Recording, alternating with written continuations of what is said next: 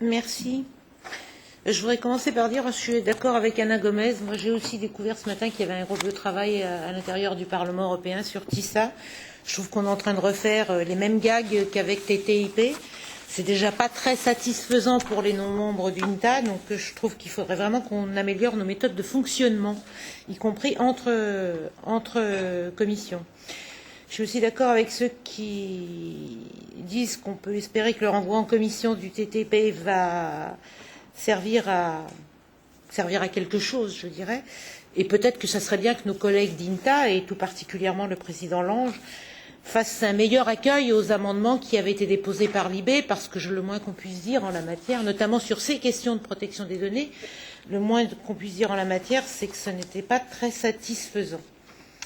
Je voudrais poser une question notamment par rapport à M. Nemitz, parce que je n'ai pas tout à fait le même optimisme que lui, y compris après l'adoption l'accord au Conseil d'hier. Donc je voudrais qu'il nous explique comment le mécanisme d'exemption de l'AGS s'applique vraiment concrètement au TTIP et au TISA.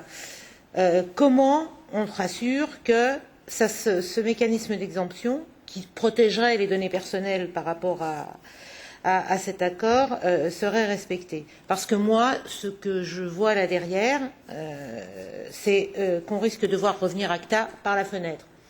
Et je crois que le Parlement européen a eu un vote assez clair sur ACTA, donc il serait bien que nous ne revenions pas dessus, parce qu'il y avait des raisons précises derrière ce refus. Et je voudrais reprendre ce que disait notre collègue Jadot tout à l'heure et qui, d'une certaine façon, a été mis en avant par M. Buttarelli. Et j'aurais lui demandé comment il peut concrétiser ses inquiétudes, si j'ai bien compris, par rapport à l'IRDS. Parce que notre collègue Jadot disait que ce n'est pas le juge qui va juger en la matière. L'IRDS, c'est un mécanisme à part. Donc, moi, je suis très inquiète de l'IRDS et très inquiète aussi du mécanisme de coopération réglementaire en la matière.